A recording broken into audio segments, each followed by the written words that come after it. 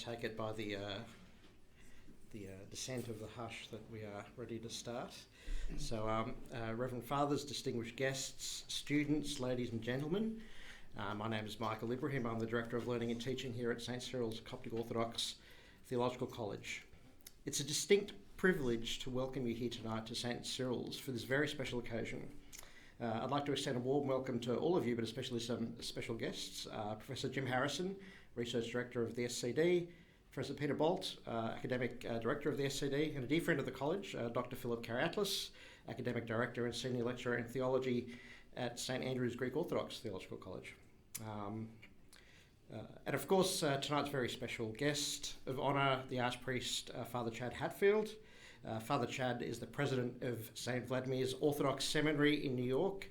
Besides his role as President of St. Vlad's, Father Chad also lectures in Mission and Evangelism, Orthodox Parish Life, and Orthodoxy in the Third World. More concretely, Father Chad's academic knowledge in mission and evangelism is buttressed by real missionary experience in South Africa, Guatemala, and Alaska, as well as domestically in the United States. As President of St. Vlad's, Father Chad is charged with leading what is arguably the premier Orthodox seminary in the world. SVS has not only impacted on generations of Orthodox seminarians and those who are ministered by them, but for us Antipodeans, I'm sure that the vast majority of us have been shaped by the remarkable output of the Seminary's press. Each one of us at home, I'm sure, has a bucket load of SVS books on their bookshelves. This brings me to the second reason for tonight's gathering, namely the official launch of Father Daniel Fanous' latest book, published by none other than SVS. Father Daniel's book, The Silent Patriarch, is the first scholarly biography of Pope Kyrillos VI. The ethos of the work exemplifies Father Daniel's philosophy, one which also guides his vision for this theological college. It's simultaneously scholarly and spiritually edifying, meticulously researched and addictively engaging. I'm sure that this work is going to be remembered as one of the most important Coptic works of this generation. One of the exciting aspects of SVS's involvement in this work is the potential for the life of this remarkable saint to reach an Eastern Orthodox audience. St. Vladimir's has positioned itself as a place of meeting and fellowship between Eastern and Oriental Orthodox Christians. And the press's increasing engagement with Oriental Orthodox texts is undoubtedly an important dimension of this endeavour. And for this, we're all very grateful, and we'd like to thank everybody at St. Vlad's for taking on this important and challenging work. So this evening, we invite Father Chad to speak to us on the topic of Orthodox Mission in the 21st Century West. Following the presentation, the floor will be open for any questions for Father Chad. And after this, Father Chad will launch the book, followed by Father Daniel's reflection on the experience of writing the biography of one of the greatest Coptic saints of the modern period. And then after we're done, there's some food upstairs, and we also have books for sale at the back, including the first copies to land in the country of Father Daniel's book, The Silent Patriarch, which is on sale for a never-to-be-repeated price of $15. And then after that, I believe we're actually having a draw for some people to win copies of the two books. So without further ado, please welcome our very special guest, Father Chad Hatfield.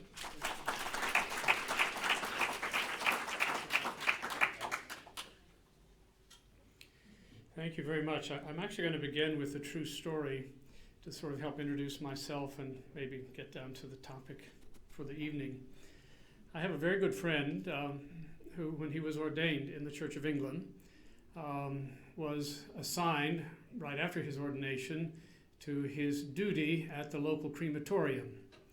And as we all know, the Church of England is a state church, so he had to bury anybody and everybody, whether they had any close relationship pastorally or in the parish or whatever. So he was assigned to bury someone. He had no idea who this person was. And the nervous, newly ordained priest was given instructions when he approached the podium, kind of like I was. And he was told that if it was an in-ground burial, that he was to push this button, and that would signal the 6 pallbearers who would come forward and then escort the casket out to be buried in the ground. If it was a cremation, he was to push this button, and the curtain would open up, and the pulleys would take the casket away and close, and that would conclude the service. So my friend concluded the Anglican burial rite. He pushed the button, and 6 pallbearers appeared in front of him, and the curtain opened and took the casket away. So he was completely flummoxed. He had no idea what to do. And like the Wizard of Oz, a voice came from behind the curtain with a heavy Cockney accent that said, "If you want him back, push the middle button." Well, I want to thank my good friend Father Daniel for pushing the middle button and bringing me back to Australia. It's actually been 46 years since my last time here. And I was talking with my good friend Dr. Philip earlier. This was BC, that's before conversion. And I was doing youth work in Western Australia. And I was thinking as I was flying in that I remember flying out saying, well, someday I'm going to make a return. And I didn't think it would take quite so long, but anyway, it's really very good to be back here, and particularly in this context where we're looking at this particular topic for the evening, and of course launching this really remarkable book. I think that one of the places that I want to go before we actually get to the 21st century is back to our scriptural roots when we're looking at the whole business of mission evangelization, or what's now generally called in the academy missiology. And you can put that all together. I had a conversation with Dr. Paul Meindorf at a faculty council meeting at St. Vladimir's early on in my days there 13 years ago. And he said, "I'm not so sure that missiology belongs in the academy." And I had the perfect response. I think my guardian angel whispered in my ear. I said, well, Dr. Paul, 50 years ago, they didn't think liturgical theology belonged in the academy either. And that's sort of where we are with missiology. There's still this question about it. It's very interesting when you enter it in your computer, most likely it will underscore as a misspelled word. And that's because it's dropped out of our vocabulary, not only culturally beyond the church, but even within the church itself. The use of the term missiology is still not common.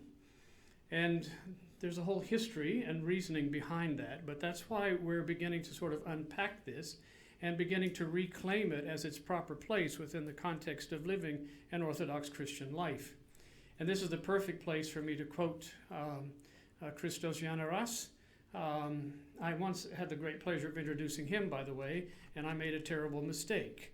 I said that he was one of the premier Orthodox theologians. And when he got to the podium, he corrected me in front of God and everybody and said that he was not a theologian, but a philosopher. So I'll never make that mistake again.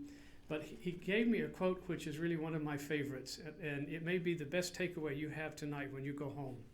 But he said, "To live an Orthodox Christian life is to be engaged in a series of risk-takings."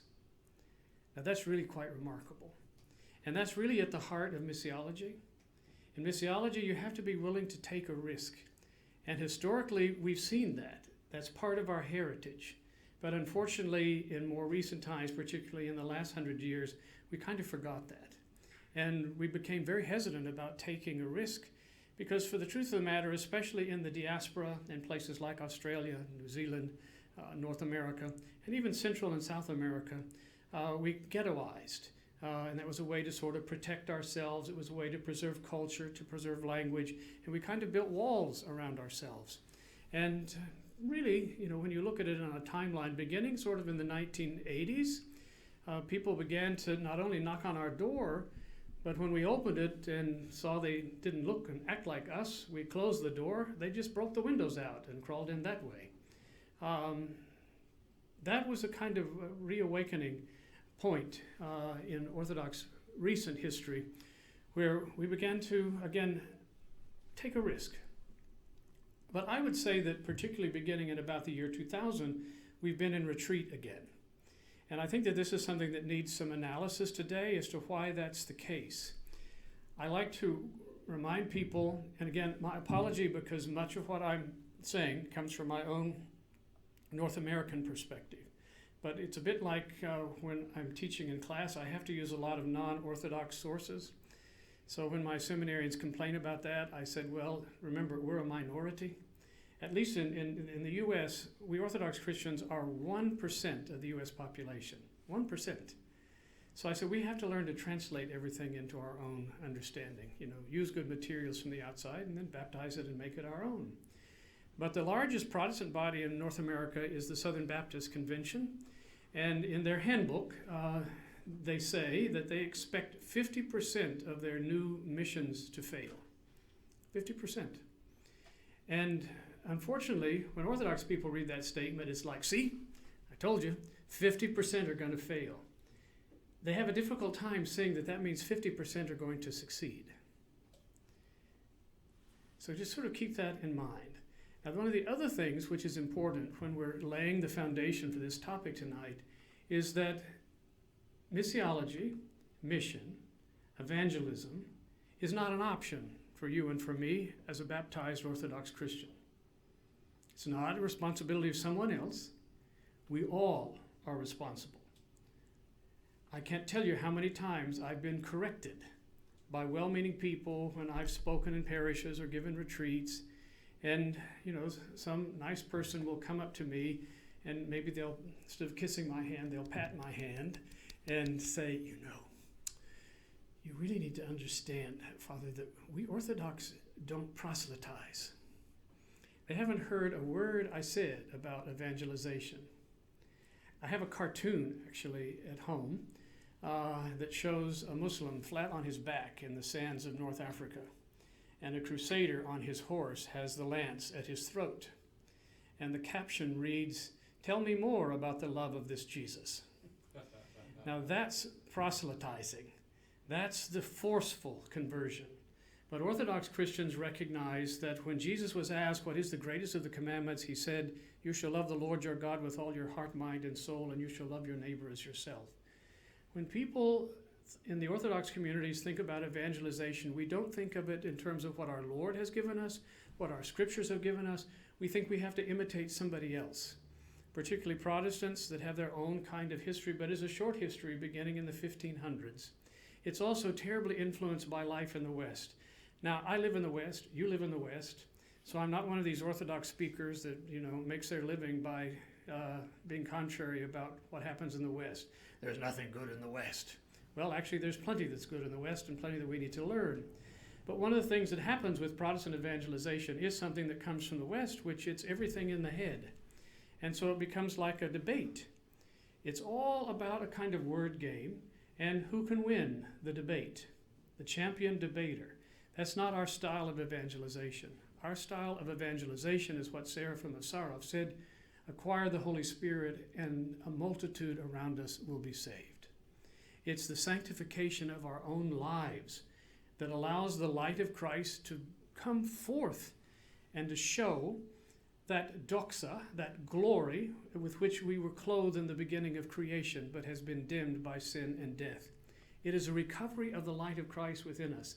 That's why when you and I as Orthodox Christians look at an icon, we see the halo and the light.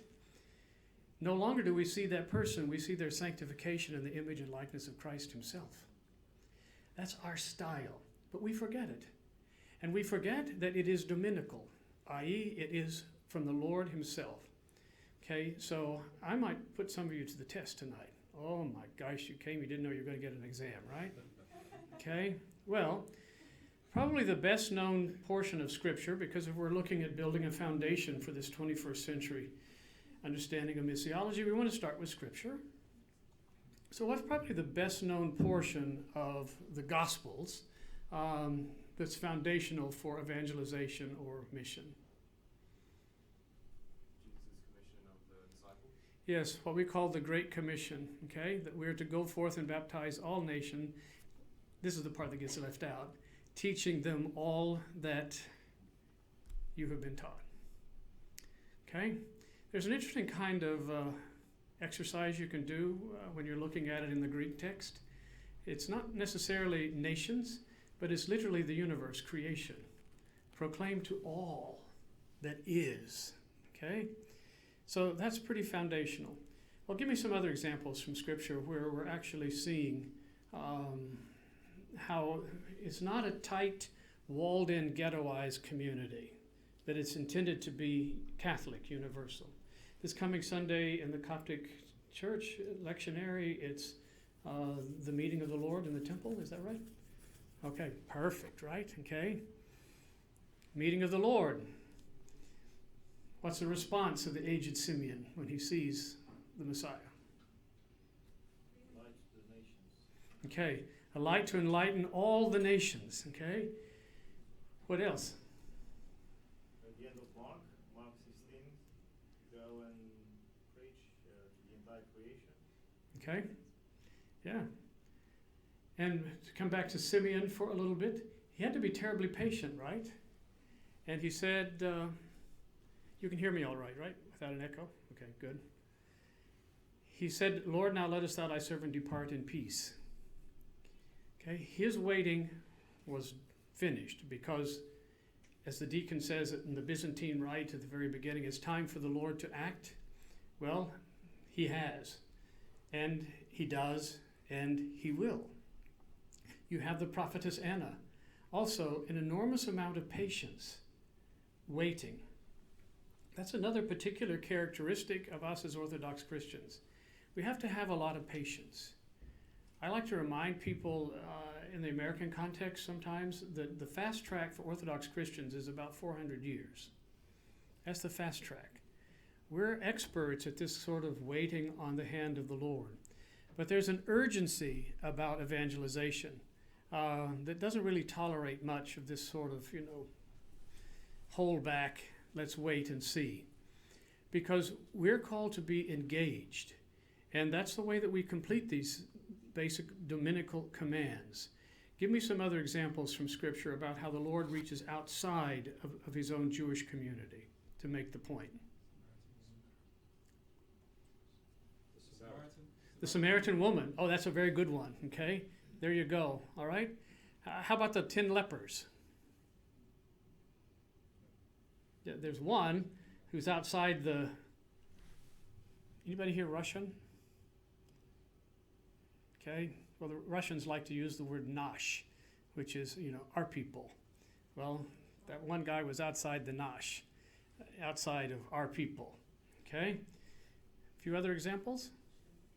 John 10, I have other sheep that are not part of his fold. Yes, exactly. Yeah, okay. Good. You have one? No, I said that's a good one. Yeah, that is a good one. Yeah. You get the triple amen on that one, Parente. Yeah, okay. So I think we're getting the point that all of this is quite foundational in terms of our own scriptural understanding, and it comes from the mouth of the Lord himself. It is time for the Lord to act, and he has. When you look historically at the church, you can see that, say, the Gospel of Matthew, his intended audience was whom? Jews. His own Jewish community. Yeah. But it's not for long that the church begins to expand out of that, right? Okay. That again, it's like the heartbeat of the mission of the church. You move from Luke to the book of Acts, and you're seeing already the church is moving. There's a difference. We like to talk about, taking a risk. After our Lord is crucified, where do you find his disciples? Only John was there at the foot of the cross. Where are the others? His hand-picked disciples who've been with him for 3 years, close to him. Where are they found? Hiding bravely. Yes, hiding, okay? But after they experience the risen Lord, these folks who are hiding become what? They become fearless. They take the risk. They're entirely different. And we know that they spread throughout the world. We know Mark, the tradition of going to Egypt. You've got down to Ethiopia. You've got across to India. All these places, they're moving, okay? What do we know, again, from our own reading of Scripture and from church history? We know that Antioch, and everybody who's Antiochian knows that it was in Antioch that we were first called Christians. What were we called before that? Saints. Followers of the way. Followers of the way. Nazarenes. Followers of the Nazarite. Yeah. Okay. But what does Christian mean?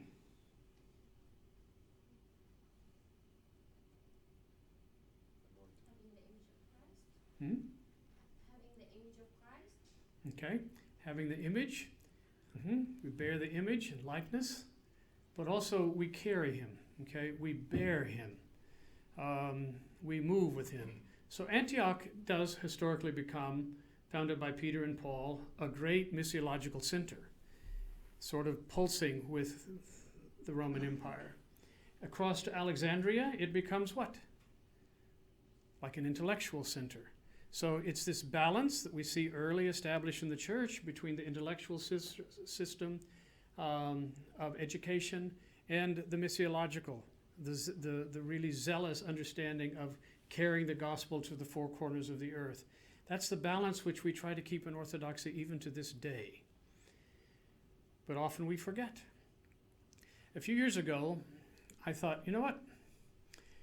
We have a lot of perceptions of ourselves, but it would be interesting to sort of go back and look at how the non-Christians in the Roman Empire viewed us, okay? So I did that, Robin Fox and some others who've written about pagans and Christians and some others, there's a few others. It was a fascinating read because one of the things that was very clear is that the non-Christians in the Roman Empire were terribly puzzled by the way that Christians lived. We were cross-cultural, countercultural. We did things that you weren't supposed to do and that anybody with common sense wouldn't even bother with. For instance, children who were left for exposure and death on the rocks should be left alone. They were put there for a reason. They were unwanted. Christians interfered. They rescued these babies and raised them as their own. Again, a very strange concept in the Roman world. There might be a benefit to adoption, in terms of prestige, power, or something else, but the idea of that you just take this foundling, off the rocks and actually raise them as your own, what a strange concept. The whole business of taking care of widows and orphans. It marked Christians as unique and different, which would eventually lead to another understanding of these Christians. It's a Christian foundation that gives us hospitals, education centers, eventually universities. All of them have a Christian foundation, and they're all at the heart of how we do mission. It is responding to the Lord's command that we are to love our neighbor as yourself. The golden rule, do unto others as we would have them do to us. But the really striking thing that really puzzled the pagans about Christians is Christians did not fear death. They went to the arena singing hymns to their God. They made the sign of the cross from the arena that marked them out so that they too would find themselves in the arena. It was a remarkable thing. And again, that's so foundational to our understanding of our identity and how we carry Christ into the world, how we portray the image of Christ into a world that we know rejects, does not receive willingly. But this is part of the process of conversion. How do we actually turn our lives around? Going in the wrong direction, reversing ourselves so that we're going in the right direction. To put ourselves on a godly path that leads to the kingdom. That's one of the other things that again made the Christian world so strange. They spoke of this other kingdom. You and I often forget to even mention that we are pilgrims on the way, that we have a particular inheritance which is ours as the baptized sons and daughters of the true King. Everything we do as a Christian is actually pointing us, leading us to that inheritance in the kingdom. And we forget. We lose our identity. And that's been a constant problem for why we often fail to actually live up to what is, we pointed out this evening already, the strong scriptural foundation for spreading the Word of God throughout the world.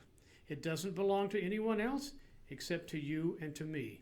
And often in the face of persecution, we are the most articulate in making that particular witness. It's a remarkable part of our history and so foundational.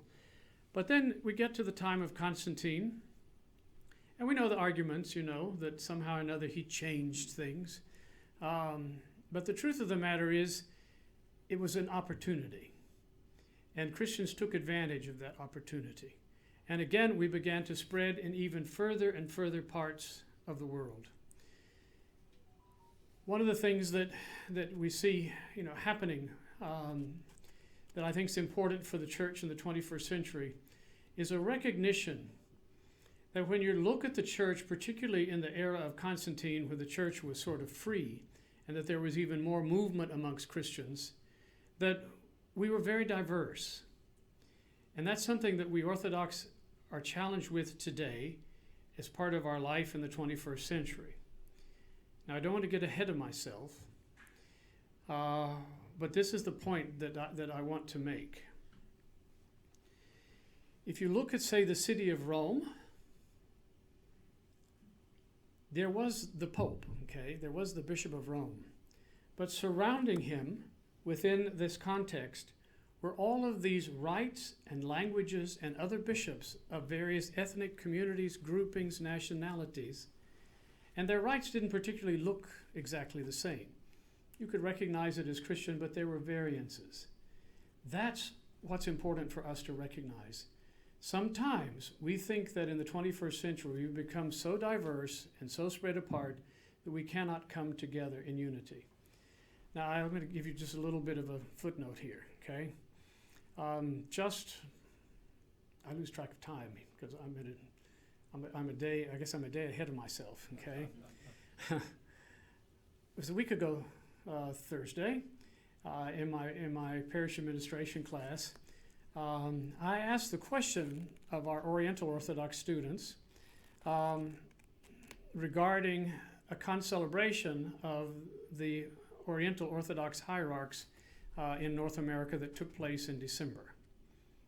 Now, this was kind of a big event, big deal. So I asked my Oriental students, tell the rest of the class how that works. Because, unlike the sort of Byzantine Slavic Eastern Orthodox, the variances are small. We can figure each other out. But the rites are quite different in the Oriental churches.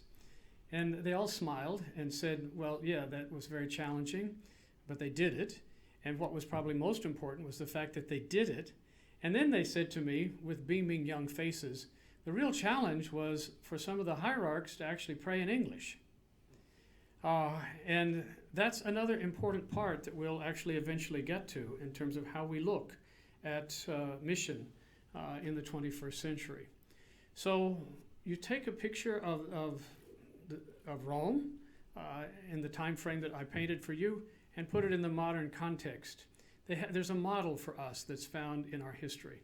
Remember, it was only until the time of Charlemagne that the West was sort of unified and Latinized and everything made it look like cookie cutters like that. For those of you that come from the British Isles or from Ireland, you recognize that that particular history, again, is very complex because there were Christians there to greet Augustine of Canterbury when he was sent as a missionary, carrying a gospel book and an icon of Christ. There are already Christians there. And particularly for the Coptic Orthodox who are here tonight, if you've never familiarized yourself with fascinating history of the connection between Egyptian monastics and the church in Ireland, you should do so, because it's a remarkable piece of our history, again, that most people don't seem to recognize. But from Egypt to Ireland, there was this cross-pollination, and the church in Ireland really reflected an inheritance from Egypt. Okay? So this is another part of our history that impacts how we exercise mission in the 21st century. So much of our Middle Eastern, we call it in modern parlance, Middle Eastern churches, fell under the Islamic yoke. North Africa fell quite quickly. And I'm in a room full of professors and priests and hierarchs and other people. But I'll just throw this out.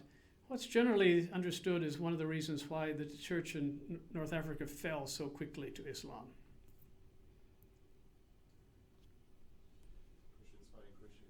Christians fighting Christians.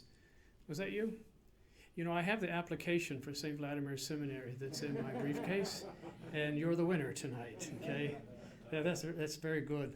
By virtue of our own divisions, through heresies and other such of allegations, we weakened ourselves. The one place where the church stood firm was in Egypt, and that was probably because of the strong monastic presence that was there. And as I said earlier, there was no fear of death that was there. They stood strong. But wherever Christians historically have been divided and weak, we lose our common witness. I'm going to, again, drive off here for just a little bit to, again, drive home a point from our foundations to contemporary 21st century. We have at St. Vladimir's a few students from Africa, the Alexandrian Patriarchate, the Greek Patriarchate, in addition to our students from Egypt and Ethiopia. These students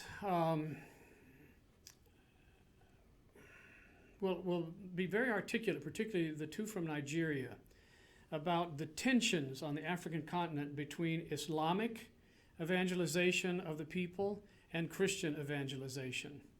And they are very articulate that, and you know, I just winked at you all, we know that it's not a unified household amongst our Islamic brothers and sisters either, right? They have their own divisions. But they're better at projecting we are one, okay, than we are. And part of that is our 19th and 20th century inheritance of a colonial style of missiology, which puts us in divided camps, and we do what we just heard happen in North Africa. We point the fingers at each other. We don't even recognize who the heck the enemy is. We make ourselves the targets. So Islam's very effective in Africa in using the Christian divisions to their advantage. And our Nigerian students who have to deal with Boko Haram and all of these things, they struggle, even within our Orthodox context, to present a picture of the church and not a bunch of tribes and tribes that don't even get along with each other. That's a challenge. Here's one example of a major 21st century challenge to missiology. I asked my Nigerian students about the translation of the liturgy, Orthodox liturgy, into the local languages. Both of my students speak Igbo. And I was told there is a translation, but it's very antiquated and not well done. So there is a need for that. And so I said, okay, so Igbo, how many Bantu native languages are spoken within the borders of modern-day Nigeria? Anyone want to guess? 280. So that's one poor translation and 279 that need to be done. That's incredible. So we have to get our own act together, and that's where we'll eventually get to the 21st century. But we have models from the past, but we have again an urgency that's really pressing upon us to deal with these divisions and get down to the business of responding to the command of the Great Commission in an effective way. So we continue to move through history, and we eventually get, of course, to the councils. We've got our own unhappy divisions there, right? Okay. Now, in that very kind introduction that Michael gave, he said that St. Vladimir Seminary in New York, where I'm blessed to live and breathe and have my being, at least when I'm there, we've made an incredible commitment to the division between Oriental and Eastern Orthodox Christians. And we have formed our residential community in a way in which our students live together. They eat together. We pray together as much as is possible. I said to somebody the other day, we're becoming a little bit like Mount Athos. In that, we have a Byzantine chapel, and we have a Coptic chapel, and we have a Malacaran Indian chapel. And who knows what we're going to look like, in a few years' time. But the most important thing is that we do have those times in which we're all together as much as we possibly can. And we also engage in theology in the class. because at least I'm counted amongst those who believe our divisions are really a case of semantics. But that's a challenge. So we have to know how to communicate with each other and not let old barriers, old accusations get in the way of moving us towards healing the unhappy division, because we don't have the luxury of time to deal with this much longer. So St. Vladimir's has really committed itself to being a place that's going to sort of kick the coals and get the flame going once again. Because if there's any place where the Christian world is fractured, that we really do have the ability to heal and to begin to share that common cup once again with each other, it is that particular area. We get down to the great schism that divides east, west, all of these kinds of things we again know through our history. But as much of the Middle East comes under the Islamic yoke, especially when we get to the last century, much of the rest of the Orthodox world, and remember we're the second largest Christian body in the world after Rome, falls under the communist yoke. You see Russia fall, you see Eastern Europe fall, and godless communism is dominating for 70-some years. So it's no wonder that Orthodoxy kind of fell off the radar screen. Michael was telling me he was in New York last year and was traveling with two Coptic Orthodox priests, and at least in New York, and this does happen to me in New York, people think that we're rabbis, okay? Well, why is that? Well, because in a place like New York, everybody knows there are a lot of people who are Jewish, but an Orthodox Christian, you know, we're kind of off the radar. That's our fault, because we haven't made ourselves present. I don't know how many of you are familiar with the late Richard John Newhouse, who founded a really fine publication called First Things. But his work on the public square is again, it's where we ought to be. But he noted that, you know, in the public square, the religious components were occupied by Protestants, mainline Protestants, Roman Catholics and Jews, but there was this fourth corner. And the question was always, who would occupy that corner? It's still unclaimed. But there are many people who think that Orthodoxy should have had that chair. But we, in fact, may have missed our moment. Let me give another test here. Sorry, I'm giving a lot of tests, but as I've explained to several people, I'm here in Australia to learn from you as much as anything, because I need to put this into a bundle so I can begin to unpack it in a way that might be beneficial to others at some future point. But how many of you know who Yaroslav Pelikan was? Raise your hands if you know. Okay, that's pretty good. I think that he was probably the foremost church historian of the last century. I don't think many people would argue that point with me. He was a remarkably humble man. I spent some time as the dean of our seminary in Kodiak, Alaska. And some of you are going to hear more about Alaska than you ever wanted to know during my time here, but that's an important place for understanding how we get to mission in the 21st century too. But he was always interested in particularly the work amongst native Alaskan peoples. But he was fond of saying that when he was a Lutheran, he was the Lutheran expert on Orthodoxy. And after he converted, he became the Orthodox expert on Lutheranism. But the fact that you take a church historian of the stature of Yaroslav Pelikan and that he leaves all behind and embraces Orthodoxy, that again is an understanding of what is the price that people are willing to pay when they find the pearl of great price. Another figure that's probably not so well known here in Australia, but is remarkably well known in North America, is the Bible Answer Man. Any of you know him? Oh, I'm getting some nods. How many of you know the Bible Answer Man? Okay, Hank Hanegraaff. Yeah. Again, remarkable man who took a major hit when he converted to Orthodoxy. A lot of radio stations that carried his programs and other such things just simply cut him off. But he's one of the current really articulate voices to say, this is our time. This is supposed to have been the Orthodox century. And I'm sort of jumping a little bit ahead. But the truth of the matter is, you know, we're 2 decades in, and it's not looking like our century. So I'm going to, again, get in the time machine, and I'm going to take you to Alaska. And again, I apologize, this is in an American context, but it translates particularly to, I think, where you all want to be in Australia. The first missionaries who arrived in Alaska, which was in fact in those days Russian America, arrived on the 24th of September 1794 in Kodiak, Alaska. And Kodiak is the second largest island under the American flag. There are more bears than there are people who live on that island even today. But that's where they put in port there.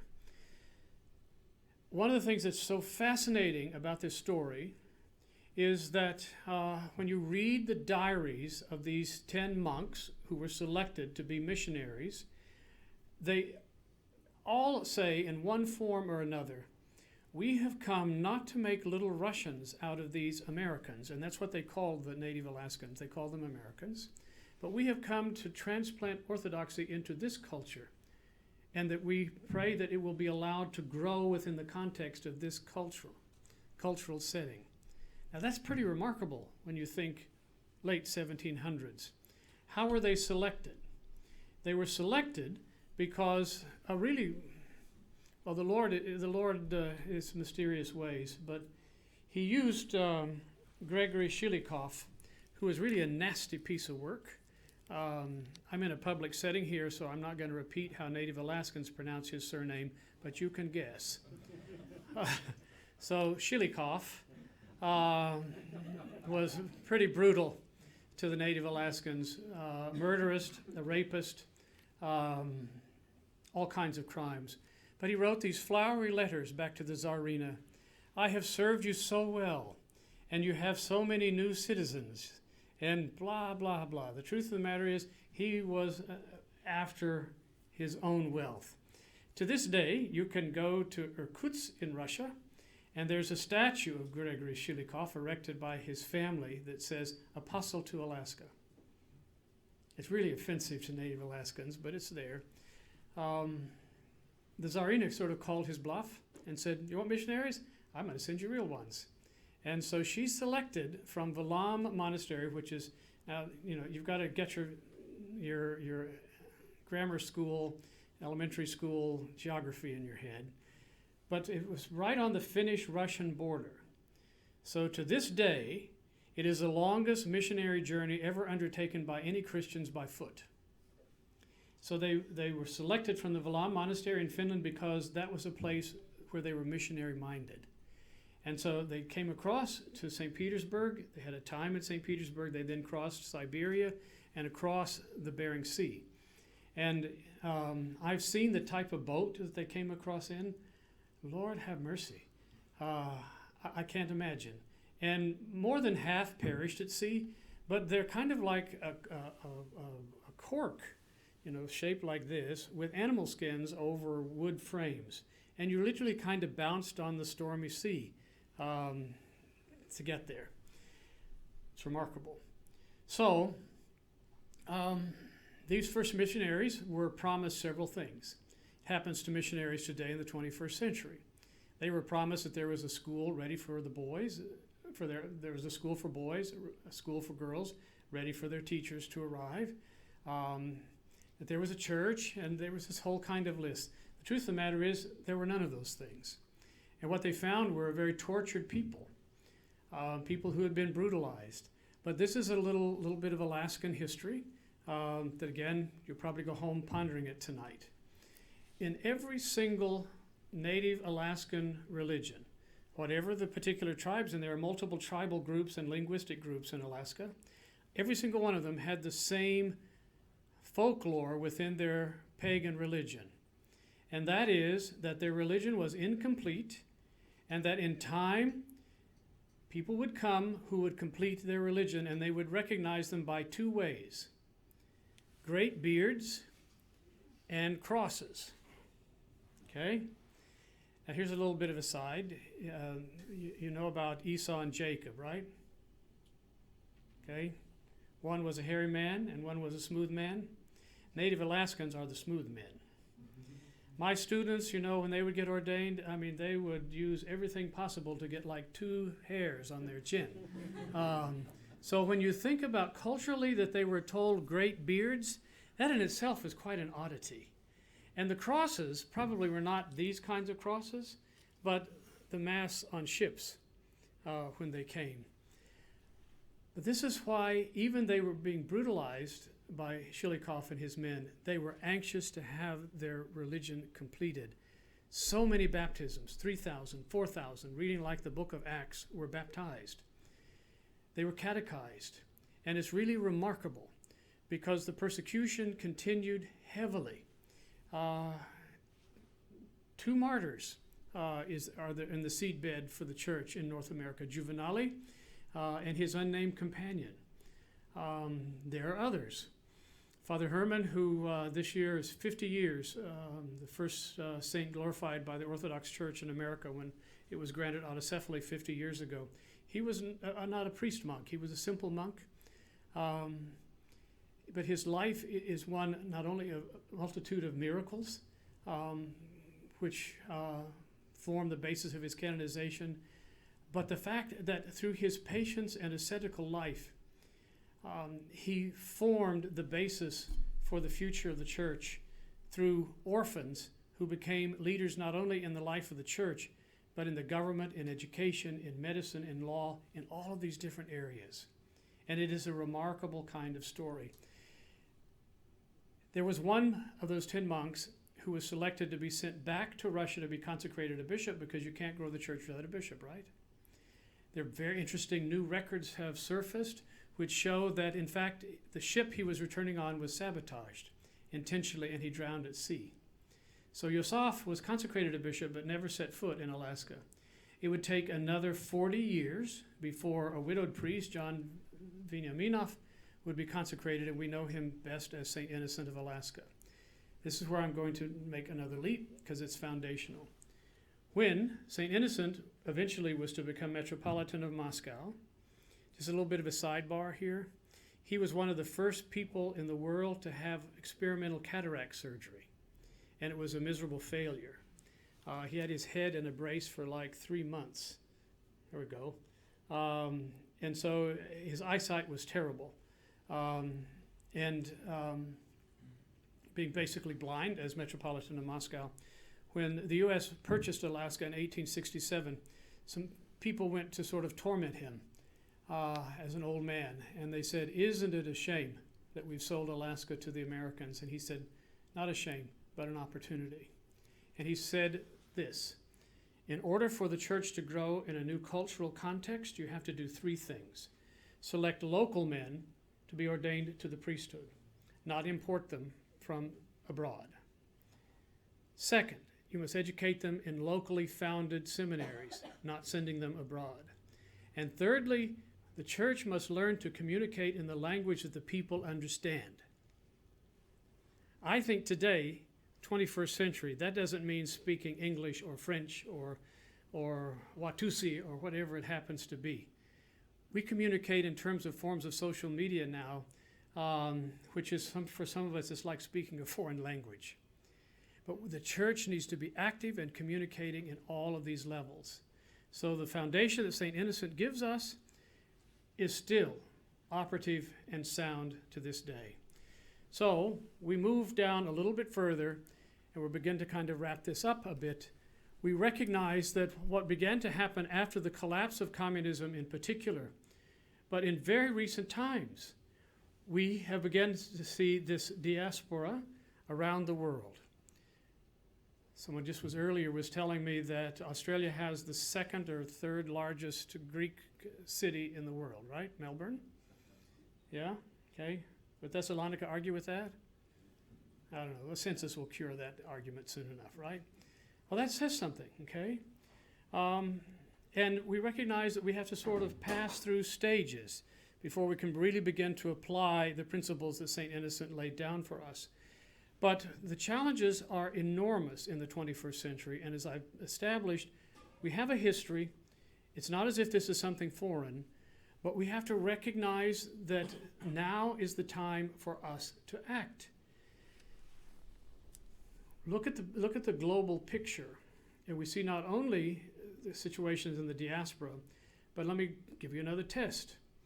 In the Western Hemisphere, okay, which country do you think has the largest population of people who identify themselves as Orthodox Christians? It's Guatemala.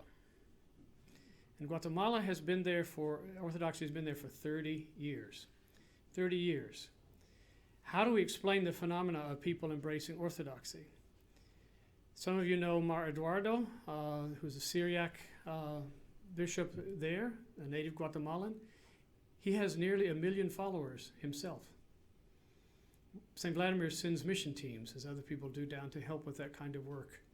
I have 3 alums who are working in the mountains near the Mexico border. The people there don't even speak Spanish. They speak local Indian dialects. But they're running and embracing Orthodoxy at a rapid pace that one can hardly understand. But what is it that they're looking for? Well, the same kind of things that very educated people seem to be looking for, and that is authenticity. So put that down if you're taking notes tonight. The biggest test for people who are searching want authenticity, and they will test it, just like a child in the home will test to see whether it's important or not, whether it's authentic and real. That's significant. So I've got that one. I'm going to make one more point, and then we're going to open up for some Q&A. I don't think these are terms that are all that familiar in Australia yet, but they will be. And these are the terms nuns and duns, N-O-N-E-S, not N-U-N-S. Okay? Nuns and duns, who are they?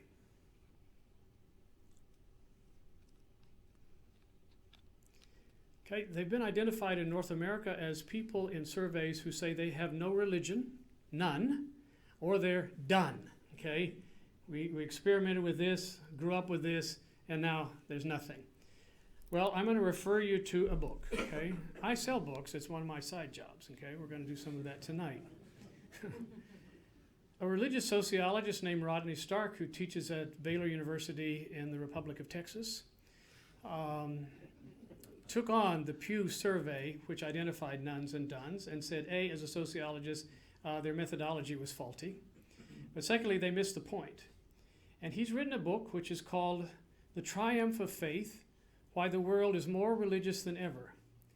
And what he demonstrates as a sociologist is a lot of people have walked away from Christianity, but they're looking for something. So what's the biggest bookseller in Australia? What's the name? Biggest bookstore chain. Who would that be? Okay. So I bet if you go in there, in the U.S. it would be Barnes & Nobles. And I drive my wife crazy because if I go into a big bookstore like that, you know, I'm like a migrating bird. I immediately move. It's like I lose focus. I just have to find it. And I go to the section that's sometimes labeled self-help, which is kind of interesting, or just religion, or spirituality. Another thing that's commonly heard in the U.S. now is, I'm not religious, but I'm spiritual, okay? What the heck does that mean? I don't know. But I go because I sell books, and I want to see what people are buying, because they wouldn't be in these bookstores if people weren't buying them. And my guess is in Australia, which sort of prides itself on you know, not being overly excited about how people exercise their religion, right? Okay? It's like your business, right? All right? Yeah. Well, I bet it's the same. There's every kind of weird whatever being sold under that kind of label, okay? Amazing stuff, you know? And some of it is a kind of neo-pagan return to kinds of other things. Here's some statistics, okay? How many of you would think of Iceland as a kind of, you know, educated, sophisticated, small little country, right? 300,000 people? Well, here's something, okay? This is a real statistic. 50% of the Icelandic population has now reverted to a belief in huldafolk. You know what those are? Those are little people, like leprechauns and such things as that. A really cool new job in Iceland is to be a huldafolk identifier. And by law, You have to survey to make sure if there's going to be any building construction that you're not interfering with any Hulda folk. People pay for that. Lord have mercy, you see? So, there you have it. That's just one example. But what this means, and Rodney Stark bears this out, are people are looking. They're searching, and they want authenticity. And if we Orthodox Christians can't get our act together enough to actually begin to respond in the 21st century with our historicity, our continuity, and a witness of authenticity, then I think we should give it up. But of course we can't, because our Lord has commanded us to figure it out and to move. So I'm going to stop at that point. If you'd like to know more, there's 32 more lectures or something that you have coming here. But we'll have a little time for some Q&A. Then we're going to go to the book, and then we'll have a drawing for a couple of others. Q&A.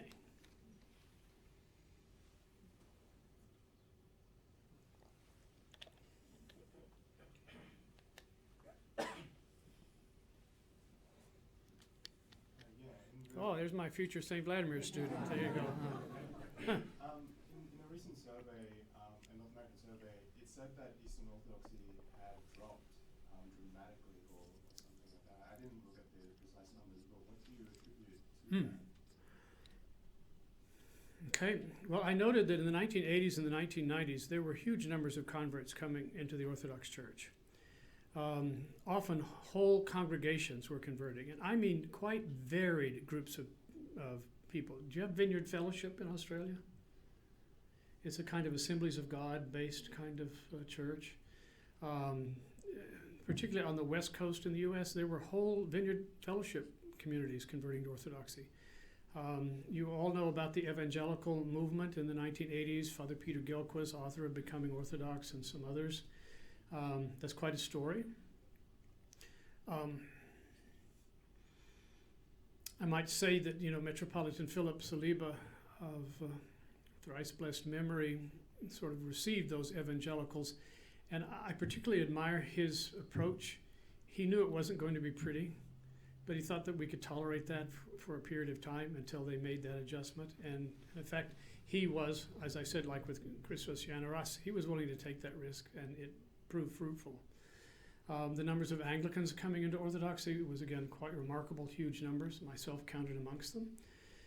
And then in about the year 2000, attitudes changed and some other things changed. And I think in North America we have become preoccupied with self-preservation to our detriment.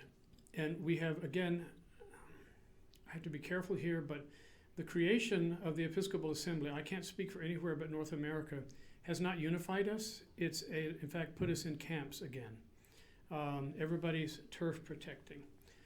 For many years, I served on the board of directors of a mission center that's based in St. Augustine, Florida.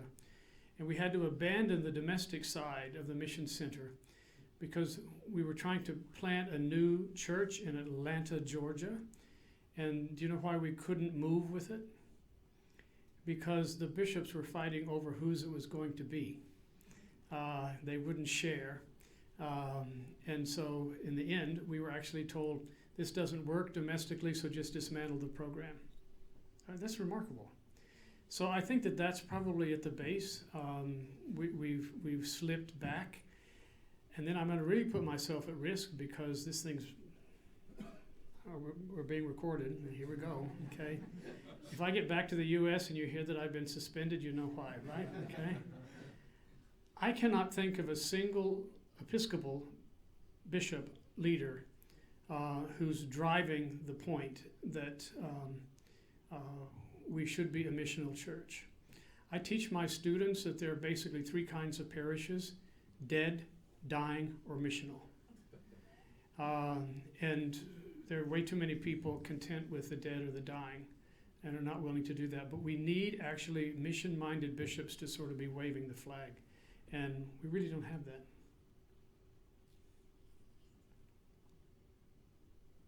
Thank you so much. You're welcome. I've been thinking a lot about the use of language in liturgy. There's quite a few ancient languages that we tend to hold on to. whether it be Coptic, Greek, or Latin, and people hold them quite vehemently sometimes, and sort of, Yes. difficult to understand. So for the case of the Nigerian languages, of which there are 280, do you think it's necessary to translate into every single one, or would a common language be appropriate for liturgy and things of that sort, do you think? That's a really good point. Depending upon where you are in the world, there are some common languages that can be the basis for at least moving in the right direction. English being one, French in certain parts of the other word, and certainly Spanish. Father Dan and I were talking over dinner tonight, and he noted that the book about Father Arseni that we published, had a personal impact upon him. When we translated that book into Spanish, it was a wild hot seller. We had to go into multiple new editions, and you know where they were being purchased? Prisons. Yeah, the Spanish-speaking prisoners wanted that book. So I think that you're right. I think that we have a basis for things, but eventually I think we do have to follow the principle of St. Innocent, and we have to learn to communicate with people either in their spoken language or in any other kinds of means. It's like learning sign languages and other such things, is that whatever it takes to communicate with people, we need to be zealous about that. Mormons, oh boy, here we go, okay? Now I know you've got a lot of Mormons in Australia, I've met them. One of the things that always impresses me about Mormons is when they will see me in an airport, dressed like this. They know I'm not a rabbi. They know I'm an Orthodox priest, and they're very friendly and polite, and they want to be engaging, and they know a hang of a lot about the Orthodox Church. Now they're probing with me because, they're looking for angles to better evangelize our people. But the thing that I have to admire about Mormons when you look at missiology is their willingness to give 2 years of their lives, okay, in the mission field. But the second thing is their ability to comprehend languages. Their language schools are incredible. Let me give you an example from China. We know that in China today, Christianity is growing faster than probably any country in the world. Think about that. I was recently at Sergei Posad, which is the sort of Vatican of the Russian Orthodox Church, and I was like wildly impressed because all of the signs were in Chinese. And I made mention of that, and this sweet little Russian woman said to me, "We're out to convert them, Well, that's interesting. But I mean, the fact that now they're putting the signage in Chinese, because why? They have so many Chinese visitors to Sergei Posad, who certainly aren't Orthodox Christians, but they're like fascinated with whatever all of this stuff is. So that's, again, it's another way of coming at this. But I think we need to do what Mormons do. Encourage our young people to give a period of their lives for Christian service in one way or another in the mission field, even if it's a short 2-week kind of program, working in Guatemala or Project Mexico or whatever it happens to be. I'm sure there are plenty of places here in Australia that you could help me to identify. So we ought to make it a priority, and if we can't use our wealth to put an underscoring on the need for mission and presenting orthodoxy in a very darkening world, then again, there's something wrong with us. There's a very interesting study in the States, by the way. You should take note of this, okay, when you're fundraising over there. When I was a teenager, there was a kind of snobby book that was published that was titled From Pentecostal to Anglican. And what did that do? It ranked churches by social status and economic ability, okay? Anglicans were at the top, Pentecostals were at the bottom. Guess who's pulled even with the top ranking? Orthodox Christians in North America. Yeah.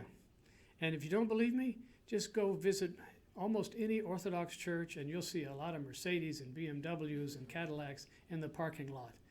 But it's like I have a friend who's a Greek Orthodox priest in Chicago, and he said to his people, I don't know if this is original with him or if he borrowed it from somebody else, but he said, the problem is that we don't have money. He says, the problem is we have money, but it's in your pocket and you won't pull it out. Okay, so we have to teach stewardship and proper leadership and philanthropy to our people in order to really support a better mission-minded church. So another question? Yeah. I was listening to a talk a little while ago from a Greek Orthodox missionary priest who he was referencing a study that was done in America on failing and successful churches.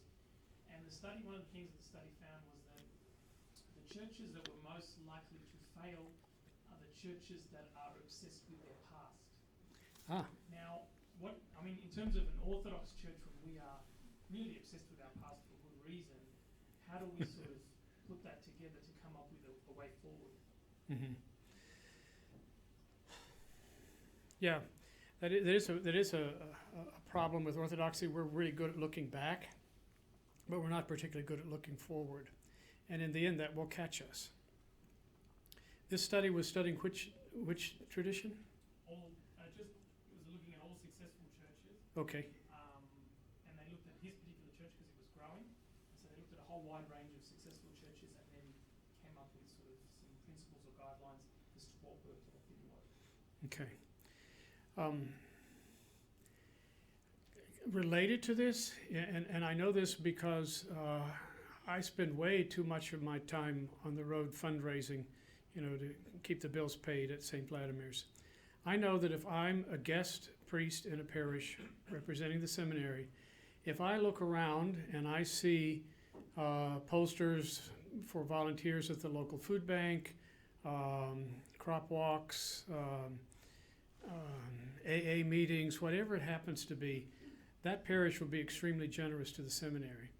If I go into a church and the priest is obviously afraid that I'm going to take $1 back with me, and all the talk is about self-preservation, and we're going to have a cultural food festival because we're behind in the budget, we got to get some shekels in here somehow or another, that place is dying and it's on the ropes. When we move from being navel gazers to looking outside, and that's part of an understanding of being a missional church in the 21st century, we have to identify the sources of need and raise our profiles in those places. And you'll see, is a food festival a big thing in our parishes here in Australia? Greek food festivals, Middle Eastern, Mediterranean food festivals, okay. It is a big thing in the States, and I'm seeing a very positive thing happen. I'm seeing some parishes that actually do this, and they give everything away to some other charitable group, every bit of profit they make. Others, might be at 50%.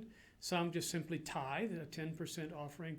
But why is that positive? Because a lot of these places, that was their main point of support. And they're recognizing that's really not how you sustain a parish.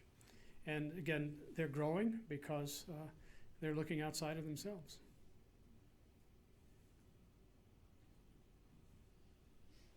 I asked this question with some trepidation, but you've emphasized the obstacles that culture can pose to mission. We all have, to some extent, a bubble in our churches. How valuable is an Orthodox Church of Australia? And how possible is it? Could you repeat that last part? How valuable would it be to have an Orthodox Church of Australia, as opposed to Greek or Coptic or whatever? Mm-hmm. And how practically likely or possible is it? Okay.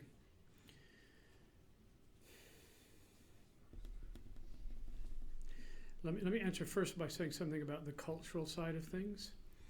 And I mentioned this a little bit to you yesterday.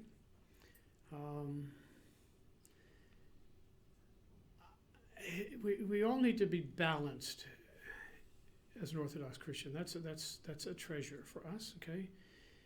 And I'm particularly hypersensitive to Orthodox converts who think they're God's gift to the church, that they're coming with so many things that are going to fix the Orthodox Church. Well, they forget that they're actually submitting. They have come to be formed by the Orthodox tradition. And that's not to say that they don't have proper gifts and something to contribute to the wider life of the church, but they need a heavy dose of humility. There's also the other extreme, in which we can't distinguish between culture and our Orthodox faith. We don't have any Russians here. We've already identified that. But I once prepared, when I was a parish priest, a Russian family for baptism. None of them had been baptized. After they were baptized, I said, presenting them to the parish, these are the newest converts of our parish family. And afterwards, the dad said to me, Father says, we're not converts, we're pravoslavny, which basically means we're Russian, so we were already Orthodox even before we were baptized. Okay, so I understand that. But this is something else that I think all converts need to appreciate.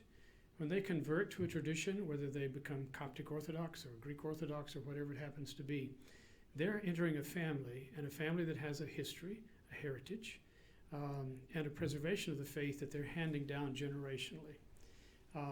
Maybe not as well kept and preserved as it needs to be, but they've at least done that, and there needs to be a real appreciation of that side of becoming Orthodox as well. Now, to your question about a united Orthodox Church here in Australia, I don't mean to be like flippant, but it is God's will. And I think as soon as we let our pride down and our turf protection and some other things, that will happen. And I think that it has to happen because whether we like it or not, people are searching. We've established that. The world is full of seekers, inquirers, and they should be able to find us, and not only find us, but find us welcoming and ready to receive them, into the kingdom which we've established. And that's best done when we look like we are the church, rather than what I mentioned earlier, we're tribes and not particularly welcoming to outsiders. It may be hard for some people to understand this, but so many people want what we have. I mean, I've had converts say to me, they had well-meaning people in the parishes where they convert come up to them and say, why would you want to become Orthodox? It's like, it's hard. And, yes, it is, yeah. I mean, gosh, you can be a Presbyterian, eat what you want all year long, right? Nineveh fast, all this kind of stuff. Oh, my gosh. Yeah. One more question from this side. Yeah, the boss. I was just going to ask a simple question, which is, over dinner you mentioned that looking at the Eastern Orthodox across the American landscape, that there are pockets which are growing and pockets which are decreasing. And you mentioned that the pockets that seem to be growing tend to be those that are not stuck in ethnic ghettos, that are open, that are multicultural, to use a word that we would use here. And that's something very, very interesting. Something that, speaks to what Father Sandy's saying, which is that unless we enculturate, unless we are part of this culture, then our churches themselves may not survive. And so it may not just be a matter of preaching, it may also be a matter of our own survival. And so I just thought, could you add a little bit about that? Sure. We were saying over dinner, there are pockets of growth. Come back to your question earlier.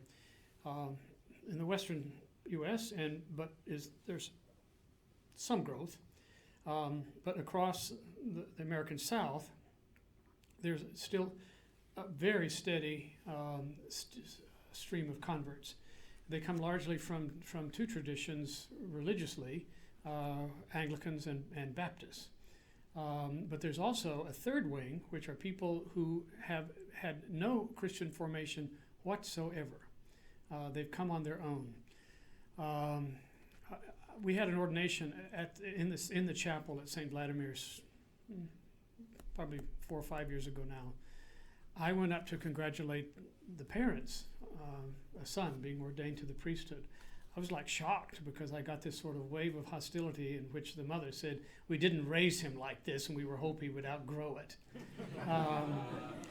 But there are a number of university students where we have active chapters of what's called Orthodox Christian Fellowship, that they do discover us.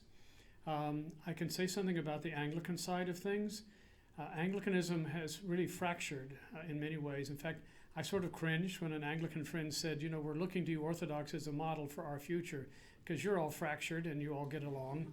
And I was like, oh, poor us.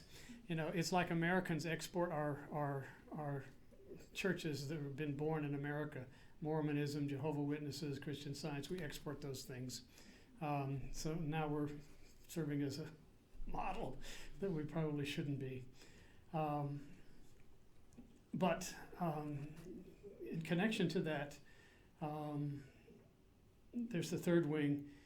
You said multicultural. And that's, again, it's a key that we're seeing develop there.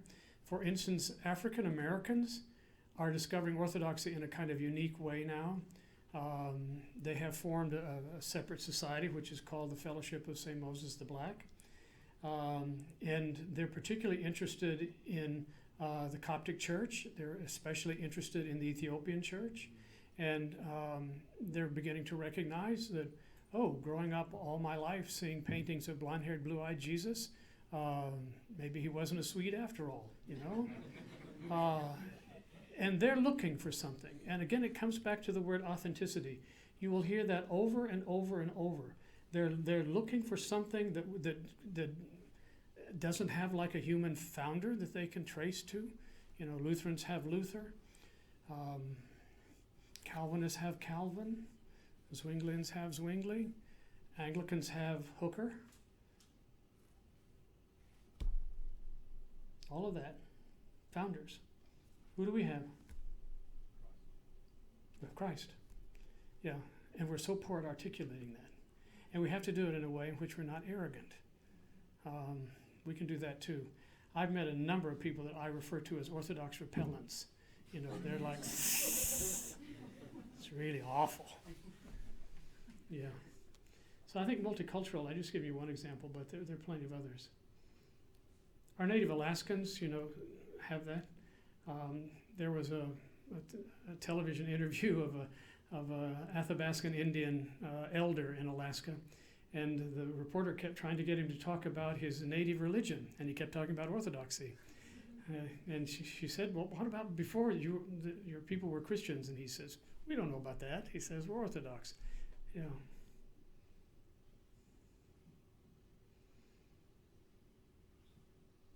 One more question, or we're going to go to book?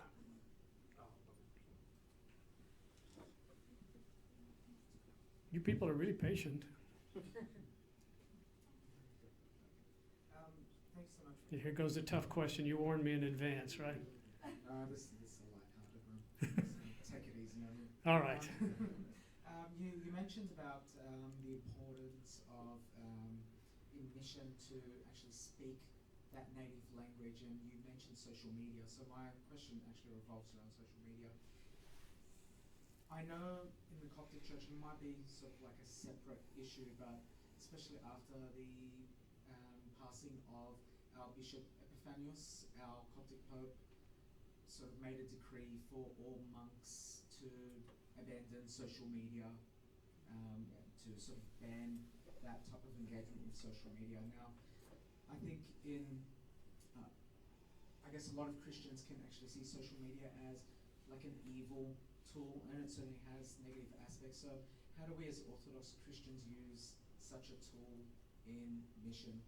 Like, what is the way to speak this language to people that do engage with social media, but in a way that actually promotes mission?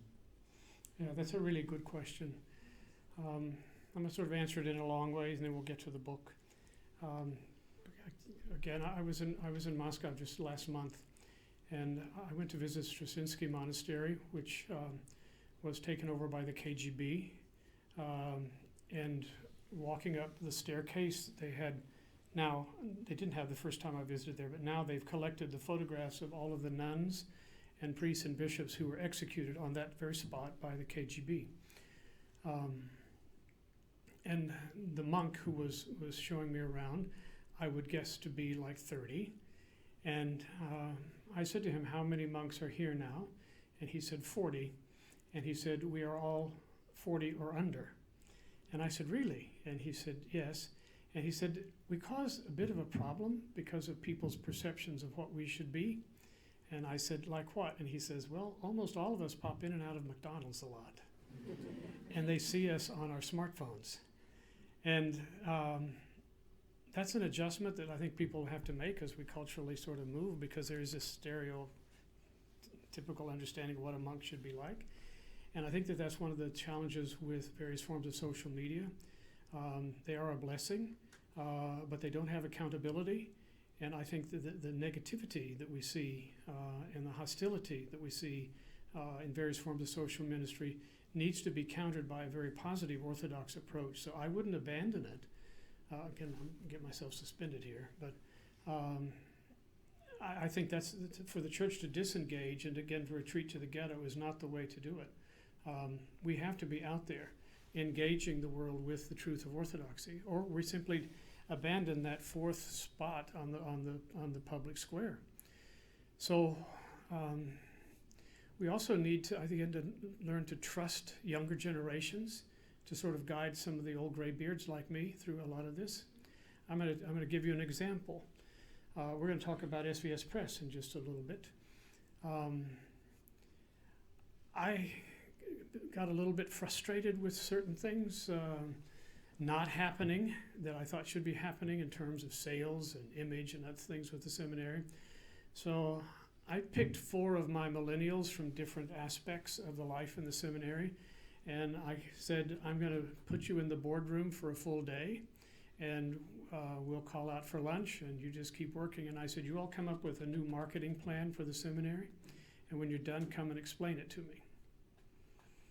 Well, some of my old guard people were like really ticked at me when I began to present this with great enthusiasm. They were really mad when my Board of Trustees fully endorsed it unanimously. And I had to have a talk with some older staff, which is you've got to learn to trust a different generation because they have abilities and gifts and an understanding that we don't have. And I recognize that. When these guys were talking to me about algorithms, I was like, yeah, I just pretended I understood what they were talking about. And they thought it was so cool that I got it. But I think that's what we have to do. And again, it's Yanaras, take that risk. And yeah, it's got its bad parts, but we need to baptize it and use it to the best of our abilities. This is somewhat related to that, but the Serbian Patriarch Pavel, whom I personally regard as a saint, he weighed something like 90 pounds and wouldn't have his own car or a driver. He used public transportation because he said, when all my people have a car, then I'll have a car. But someone asked him, they said, isn't it great, with the collapse of communism, that now everybody has a Bible, thanks to the American Bible Society? And he said, yes, we have their Bibles and now we have their pornography. So, one comes with the other. So we want to talk about SVS Press for a second in the book? All right, well, on behalf of everyone, Father John, thank you so much. Oh, it's well. been such a great experience. You were very quick.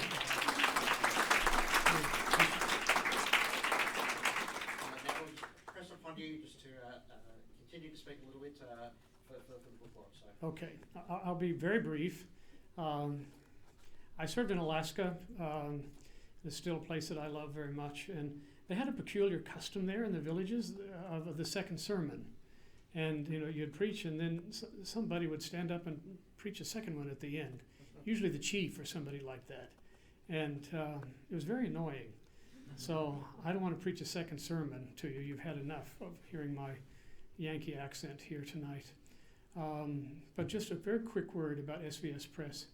It's a perfect example of how we missionize. I have a practice when we have an incoming class. I ask each of them how many of them were impacted to come to seminary through the reading of an SVS Press book. And it's almost unanimous every single time. And they will tell you that particular book, that reached them, or set of books, or whatever. Sometimes people are surprised at what continues to be the bestsellers. Like our continued bestseller is St. Athanasius on the Incarnation. Who would have thought, right? But why is that? Well, it's used in so many university classrooms. So, every new school year there are more and more that are ordered. And we've begun experimenting. Like now we put Greek text, English text, in some of the popular patristic books, that kind of thing. But SVS Press was started without a single dollar in the bank. It was full risk. But it was understood that we needed to present orthodoxy in print media in a way that people could understand, but that wasn't pablum. baby food. And that's been the kind of the balance that we try to keep with SVS Press. For instance, I mentioned the popular patristic series. Oh, here it is. We're going to give one of these away tonight. That's exactly what it is. Short, concise, but very meaty and comprehensible with people. Now, we've done some interesting things to kind of expand our audience, but again, to exercise our commitment to the Oriental Orthodox tradition, we've begun publishing books like the one that we'll have here tonight, The Silent Patriarch, with Pope Kyrillos. This book, by the way, broke all of the records in pre-sales. How about that? Round of applause to the author of this thing. That's part of what those 4 millenniums that I caged in our boardroom came to tell me. Father Chad, SVS Press is lousy at pre-sales and pre-promotion. So we've improved. And we're going to be doing things like interviewing authors. You've agreed to do something? I'm happy to do whatever. That's the kind of author I like to hear. He's happy to do whatever, okay? But that's what we're doing. And this, again, is another way. We send the message that we are committed to this. And look at what's happened. This is a book which is going to educate so many people in so many traditions. It's a history that even people in the Coptic Orthodox Church really don't have. So it's a major book. It's not light, I carried some down here because the shipment's not arriving probably until I leave or something like that. They'll be here. But this is just, again, another way of showing that the largest English language Orthodox press in the world, which is SVS Press, will continue to stand on that platform of educating our faithful in a way they can understand. And we've made a commitment that we're particularly going to put a focus upon the Oriental Eastern Orthodox dialogue exchange and use these books to educate our faithful so we can make some progress in healing that breach between us. Okay?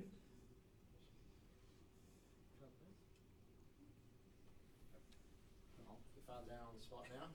I'll invite Father Daniel up to just say a few words about... Well, just before Father Daniel comes up, I don't want to embarrass him. We're having a sale tonight, okay? So I don't want to read in the paper tomorrow that there was a stampede and people were injured at St. Kyrillos Seminary. So we've got a limited number of books, but this normally sells for $28 US, and tonight, if you can get one, they're 15 Australian dollars, okay? But everybody who's registered for the event tonight, we've got your name. Oh, we're tracking you, and we'll have a drawing for 2 other SVS Press books. So anyway, we're having a sale, and here's the author.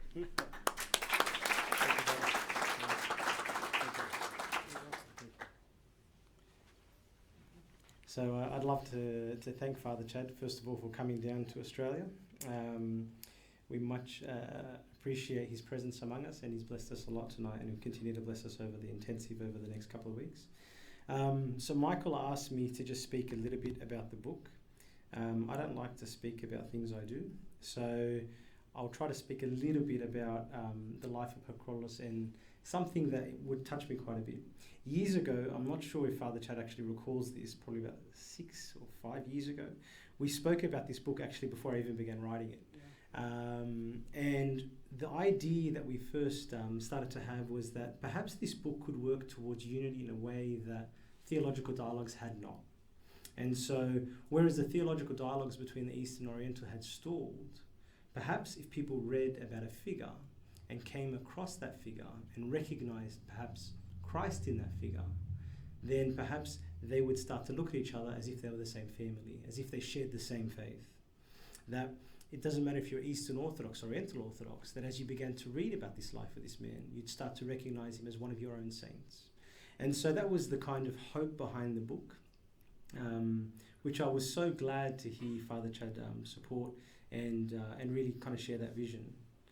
But it was only probably a couple of years later that I began to read an article by Peter Brown that some of you may be familiar with, The Rise and Function of the Holy Men in Late Antiquity, which he wrote in 1971, by the way, the same year that Pope Kyrillos died. And his basic idea was that every holy man or ascetic in the early 5th century in Syria and the surroundings pretty much looked and acted exactly the same. In fact, if you look at the hagiography or the lives of the saints from pretty much most of the early church surrounding all of the areas, not just Syria, saints almost always look the same. And so looking at this, Peter Brown then proposed that maybe they all looked the same because they were feeling a particular lacuna. They were feeling a particular empty space in late antiquity, which was that of a Roman patron. And so the Roman patron of that time would be the judge, the arbiter, the mediator, the healer, the helper. And so perhaps then Peter Brown suggested that the holy man came after into this space and so had all of these hopes of society. He became the healer, the arbiter. He became the mediator. He became the judge. And so that's why then the lives of the holy saints all look almost exactly the same. And so then looking at that, I thought, wow, Pope Kyrillos fits that model perfectly. 12 years later, Brown wrote another article, which in his words, he came to a thoroughly unsystematic evolution. And he called that article The Saint as an Exemplar in Late Antiquity. And while scholars till today quote Brown's earlier article, they don't quote his later article. They don't even notice that he changed his mind. And strangely, to this day, scholars are still debating what Brown meant in that earlier article without taking any stock of the fact that he had an evolution of mind. So 12 years later, Peter Brown wrote that after a period of appreciating the idea of ascesis, something that we should pay note to, the idea of ascesis, of sanctification, of purity, and secondly, in his words, after prolonged habitual exposure to the Orthodox liturgy, he came to the clear and stark conclusion that the holy man was not modelled on a Roman patron, or if so, only partially. And the holy man was not a precipitation of societal need. He didn't become the man that people needed, and that's why they all look the same. The holy man, Peter Brown said, was simply a man that was Christified. A man so Christ-like, it was as though he was transparent, that he shone forth Christ. So Christ was then the exemplar for the holy man, not the Roman patron. And so then perhaps our form of mission in the 21st century West should be informed and formed by ascesis and habitual exposure to the liturgy. The reason that the lives of these holy men and women looks like Christ was not because it was a societal precipitant, not because they tried to fit in a lacuna, a hole. It was because they were Christified. Inasmuch as the incarnation manifests the divine breaking through into human history, so too does the life of the saint. Kyrillos was a saint because he was transparent. Christ shone forth in him, through him. And that was the form of his mission, the form of his healing of his age. And so the story of Pope Kyrillos is actually the story of Christ. And that means that for all of us, our stories also need to be the stories of Christ. That then becomes the only form of healing, the only form of mission. A story like Christ of kenosis, of self-emptying love for the sake of the other. And so then if we're really going to speak about Orthodox Mission in the 21st century West, as Father Chad has, he said it perfectly from the beginning. It's that light that is in us that then shines forth the light of Christ. And so then may the story of Pope Kyrillos then be a light to the church, uniting the church, may it be a story that heals us all, and maybe a story that shines light into our age. And God bless you all. Enjoy. Thank you for joining us on this lovely evening. Please join us upstairs for some refreshments, and God bless you all.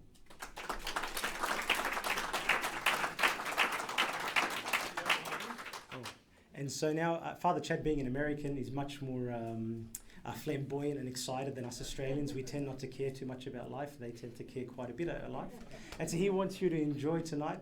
And so he's asked that they will draw the name of two of you that will receive some gifts with some SVS Press books. I don't know who has made that draw. I hope it's not being corrupted. Michael, do we have some names? I'll tell you what, this is a bit complex. Because we don't have It's been corrupted. Just don't disclose the algorithm. Father, if you'd like to choose a number between 1 and 56. Okay, 36. 36,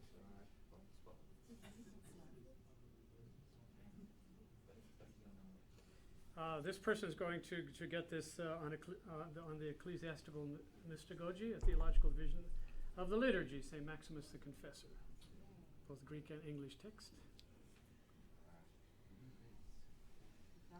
Okay, so it is Praveen Jomi.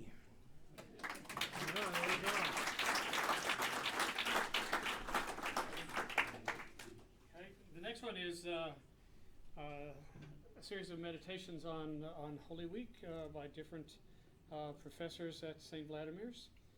If you make a donation to St.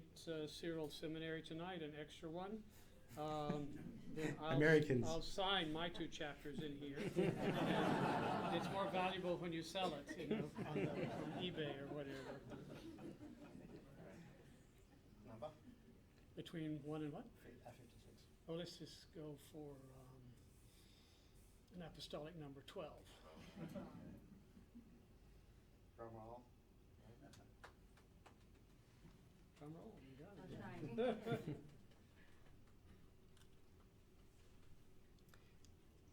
It is Ernie de Souza. Oh, there you go.